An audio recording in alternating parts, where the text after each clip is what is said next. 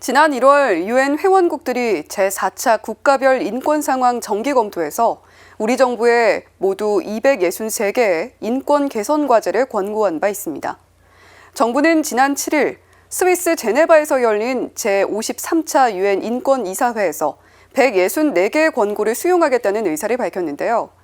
정부가 수용하지 않은 권고 사항에는 사형제 폐지가 포함되어 있습니다. 국가인권위원회도 이에 대해 우려를 표명했는데요. 사형제 폐지, 정말 그렇게 어려운 일일까요? 김현정 기자가 짚어드립니다. 국제 앰네스티에 따르면 지난해 말 기준 사형제 폐지국은 121개국입니다. 사형제를 폐지하는 국가는 꾸준히 늘고 있습니다. 지난해만 해도 카자흐스탄을 비롯한 6개 나라가 사형제를 폐지했습니다. 사형제 폐지는 국제적인 추세입니다.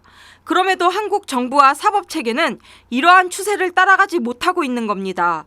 국가인권위원회도 기회 있을 때마다 정부의 사형제 폐지를 권고해왔고 사형제 위헌소원 사건에서 폐지에 찬성한다는 의견을 헌재에 제출했습니다. 그런데 헌법재판소의 다수 재판관이 임기 만료로 교체를 앞두고 있어 빠른 시일 내 헌재 결정이 나오긴 어려울 것으로 보입니다. 국회에서도 지난 1999년 15대 국회에서부터 사형제 폐지 특별법안이 꾸준히 발의됐으나 법사위 소위에서 심도 깊은 논의 한번 못 해보고 폐기됐습니다. 지난 30년간 사형제 폐지에 대한 국민 여론은 꾸준히 증가해왔지만 흉악 범죄가 불거질 때마다 여론은 선회했기 때문입니다. 국민의 법감정과 범죄 예방 가능성이 사형제 찬성과 합헌론의 논거가 됐습니다. 하지만 사형이라는 극단적인 형벌이 범죄 예방 효과가 있다는 실증적인 증명은 없습니다.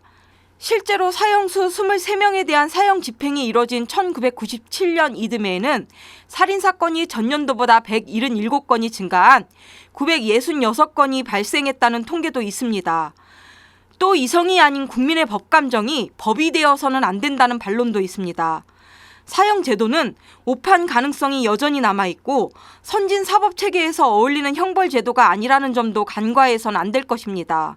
아무리 흉악무도한 범죄자라 하더라도 마지막 1인의 최후의 국민까지도 국가가 어떻게든지 교화해 보겠다 하는 그런 의식을 가지고 있어야 그게 문명국가를 할 수 있는데 그동안 사법살인을 막기 위해 도입된 헌법 제110조 제4항의 단서조항에 대한 잘못된 이해도 사형제가 폐지되지 못한 주요 이유 가운데 하나입니다.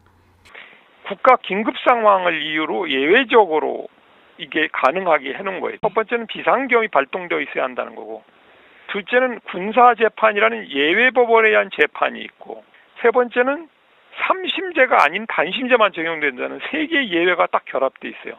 사형의 오남용 가능성, 이걸 방지하기 위해서 이런 입법 의도를 가지고 있는 거죠. 언제든 실수할 수 있는 국가가 형벌이라는 이름하에 생명을 박탈하는 사형제도의 폐지, 더 이상 미룰 일이 아닙니다. 침해될 수 없는 인간의 존엄성을 잘 지키도록 보루를 쌓는 것도 정부의 역할이지요. 국회의원, 헌법재판소 모든 것을 정치적인 논리로 이렇게 살펴보면서 접근할 문제는 아니라고 생각합니다. CPBC 김현정입니다.